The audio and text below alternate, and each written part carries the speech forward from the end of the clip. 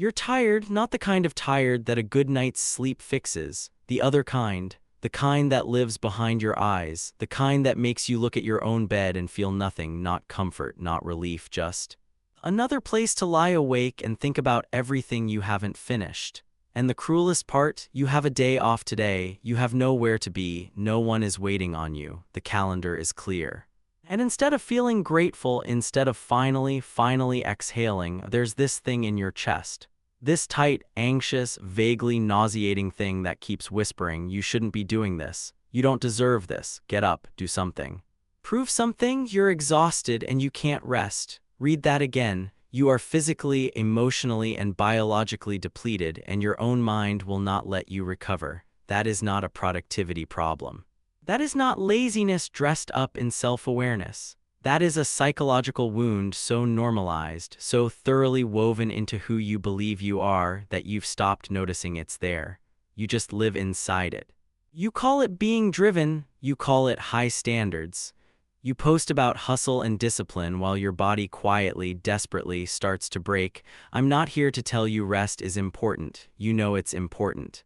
The knowledge isn't the problem is something older than knowledge, something that got inside you before you had the language to name it or the defenses to refuse it. Today we're going to name it. 5 types, 5 wounds. And if even one of them makes you feel uncomfortable, specifically seen, stay with that feeling. Don't scroll past it. Don't intellectualize it, because that feeling, that's where the real work is. Let me describe someone you might recognize. They haven't taken a full day off in 4 months, not really. Even on vacation, they're half-present, phone face down but not off, brain cataloging everything that's accumulating while they're gone. They're the first to arrive and usually the last to leave, not because anyone requires it, but because something inside them requires it. They talk about being busy the way other people talk about the weather, constantly, almost compulsively, as if the busyness itself needs to be witnessed. Ask them how they are, watch them answer. The word good rarely comes alone, it comes with a list. Good, really busy, honestly insane week, but good, as if good without the suffering attached to it isn't quite believable. As if peace, uncomplicated and unearned, isn't something that belongs to them.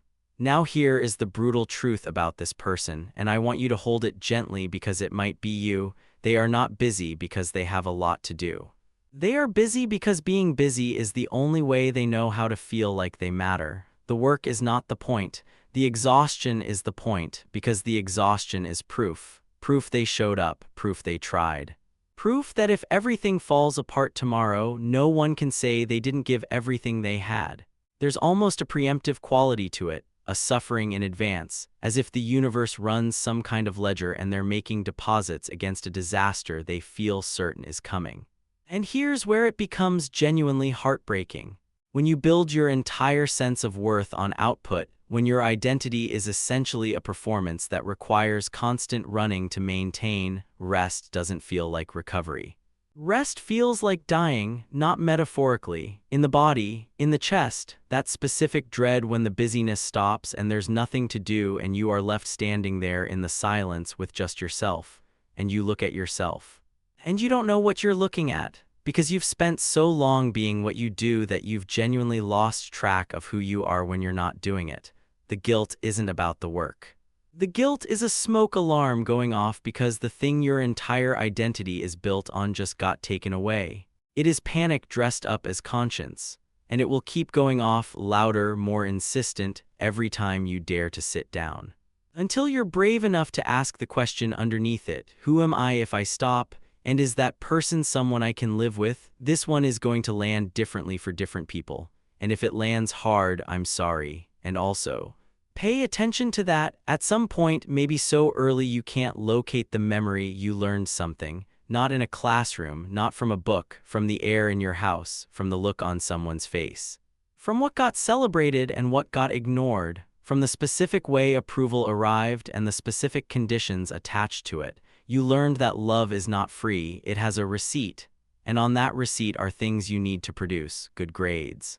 Helpfulness, achievement, not being difficult, being impressive, doing more than was asked. anticipating what people needed before they knew they needed it, being essentially useful because useful was what got you warmth. Useful was what kept the peace. Useful was how you made sure you weren't too much or not enough or whatever the version of inadequate was that you were most afraid of becoming. Now you are an adult. The people who taught you this may be gone or changed or complicated, but the lesson is tattooed on the inside of your chest. You can't see it, but it shapes everything. You cannot receive care without immediately calculating what you owe in return. You cannot accept help without your stomach tightening. You cannot say, "I need a break," without hearing, in some internal register, the echo of a person, real or composite, remembered or imagined, whose face shifts slightly. Who gives you that look? The look that says, "Really? You need a break already, and so you don't rest." You perform enough exhaustion to justify the rest, then feel guilty for resting anyway, then work twice as hard to compensate for having rested, in a cycle so habitual it has become invisible. It just feels like Tuesday. Here is what I want to say to you directly, and I want you to actually hear it. The person whose approval you are still chasing, the one you are still, on some bone-deep level, performing for, they are not watching. They are not keeping score. And even if they were, even if they saw you right now, lying on your couch doing nothing, their disappointment would say something about them. Not about you. You do not owe your existence as a performance. You did not agree to those terms. They were handed to you before you were old enough to read the contract. You are allowed to rest, not because you've earned it, because you never had to. Okay, this is the hard one, not because it's complicated. Because it's simple, and simple things, when they're painful, have nowhere to hide. Some people can't rest because when they rest, when the motion stops and the noise drops and the day loses its structure, something comes. Not nothing, something. You know what I'm talking about, that feeling, the one with no clean name, the one that starts as a vague weight somewhere around the sternum and if you stay still long enough, becomes something you actually have to feel. Grief, maybe, loneliness. The specific ache of a life that went one way when you thought it would go another. The face of someone you've lost, or worse, the face of someone you still have but can no longer reach. The version of yourself you used to believe in before the years ground that down into something more manageable, more realistic, more quietly heartbroken. That is what lives in the stillness. That is what you are keeping yourself too busy to feel, and I am not going to tell you that's unhealthy. Because honestly, it makes complete sense. The feeling is large. Your life is full of people and responsibilities and reasons to hold it together. You can't just fall apart on a Tuesday because you finally sat down long enough for the grief to catch you. You're practical, you're functioning, you have things to do, but here's what's happening whether you acknowledge it or not. The feeling is not going anywhere. It does not have a deadline. It does not respect your schedule. It is patient in a way that you are not. And the energy you're spending keeping it at arm's length, keeping the motion going, keeping the noise up, filling every quiet moment with something, anything, that energy is not free. You are paying for it with your sleep, with your presence, with your capacity to feel joy in the moments that deserve it. The guilt you feel when you rest is not really guilt. It is the first 3 seconds of the feeling arriving and your body slamming the door. What would happen if you didn't slam it? Not permanently, not alone. Just let it knock and open the door and let it come in and sit down. Most people who try report the same surprise afterward, that it moved, that it was survivable, that the thing they had been running from was not, in fact, the size of everything. It was the size of a feeling, which is large, yes. But not larger than you. You have survived everything that has ever happened to you. You will survive feeling this too. This one is sneaky. Because from the outside, and often from the inside, this person looks fine. They're taking care of themselves. They have routines, they talk about boundaries, they've read the books. They go to therapy and they do the work and they take the vacations and they're very clear about needing downtime, but something is slightly, quietly, permanently off. Because when they rest, they're monitoring themselves resting. They're tracking whether they feel restored yet. They're evaluating the quality of their relaxation like a product they might return. They can't watch something stupid without a small voice noting that they could be watching something improving. They can't sleep in without calculating what that decision is costing them. They can't have a slow Sunday without it eventually flipping, sometime around 3 p.m., into this low-grade anxiety about whether they've wasted it. Self-care has a scorecard, the recovery has a standard. The rest, the thing meant to be the absence of judgment, is being judged. Here is the ugly interior of this pattern. This person is not resting. They are performing for an audience of one.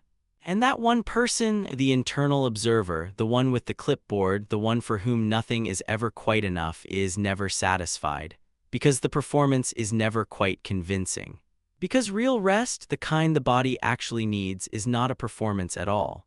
It is the absence of one. And for someone who has been performing their entire life, who learned, somewhere along the way, that they are only safe when they are doing something correctly, the absence of performance is not relief. It is exposure. What would you be if you weren't performing anything? Not productivity, not recovery, not self-awareness, not growth, just a person, sitting, tired, watching something, not becoming anything. That is the rest you've never had. And the reason you've never had it is not laziness. It is the terrifying possibility that a version of you that is not performing, not achieving, not even recovering correctly might not be acceptable, might not be enough. Might be in some irrevocable way ordinary, which is, of course, what every human being is, underneath all of it. And the most restful thing in the world is being ordinary and knowing it and being at peace with it. You're allowed to be ordinary. I know that sounds like a very small comfort. I think it might be the biggest one I have. And here we arrive at the one that never quite resolves. The one that sits at the center of all the others, maybe. The one that whispers underneath everything else. There's a specific kind of person, and this may be the most common kind in the end, who is not driven by ambition or fear or unprocessed grief or performance. They are driven by a single, tireless, utterly futile conviction. Someday I will have done enough. Someday I will have cleared enough off the list, achieved enough, contributed enough, been enough, and then I will be allowed to rest. They are waiting for completion, and they are waiting in a world where completion does not exist. There is always another email, another obligation, another version of themselves they haven't grown into yet. Another thing they meant to do and didn't. Another standard they set and fell short of. The list is not empty. The list is not designed to be empty. And they know this somewhere. They know it in the same way you know a habit is bad and do it anyway, but the knowing doesn't stop the waiting. Because if they stopped waiting, they would have to face something almost too heavy to name. That this is it. That this ordinary, incomplete, in progress, never quite right life is the one they have. Not a rehearsal, not a draft, the real thing. And they haven't been living it. They've been earning the right to live it. And they've been doing that for so long they've forgotten what it would even feel like to just be here, not improving, not catching up, and not preparing, just here. The rest they're waiting for is not at the end of the list. It never was. It was available, is available right now, in the middle of the mess, in the middle of the undone and the imperfect and the not yet figured out. Not as a reward, as a choice. A radical, almost rebellious choice to decide that the life happening right now is worth being present for. That you, this version today with everything unresolved, are worth taking care of. Not the version of you who's finally caught up. Not the version who's earned it. This one, right now, reading this, already worthy of rest. I want to be honest with you about something. I didn't write this to make you feel better. I wrote it because there is an epidemic of people walking around in a state of chronic self-abandonment, and it is so normalized that we've given it a brand deal and called it a personality type. We call them high achievers. We put them on podcasts. We ask them how they do it all, and nobody asks, or if they ask, nobody waits long enough to hear the real answer. What is it costing you? Because the answer is everything. It's costing everything. Not in some grand, cinematic way, in the smallest, daily, invisible ways. The conversations you were too distracted to be present for. The moments of actual joy you couldn't feel because the guilt was louder. The relationships that got the efficient, functional version of you instead of the real one. The body that has been sending signals for years that you've learned to translate into tasks rather than hear as the simple, urgent request they actually are. Stop, please, I need you to stop. Which type were you? Maybe you already know, maybe you're resisting knowing, which is its own kind of answer. You don't have to overhaul anything today. You don't have to process a childhood or dismantle a belief system or confront your mortality over a Sunday afternoon. You don't have to do anything with what you just heard, except maybe one small thing. One embarrassingly, defiantly small thing. Rest today without earning it first, without a plan, without a reason beyond the fact that you're a person and you're tired, and that is enough. It has always been enough. You just forgot somewhere along the way, and that forgetting is not your fault. But remembering is yours. Which one landed? Tell me below, not the polished answer, the real one.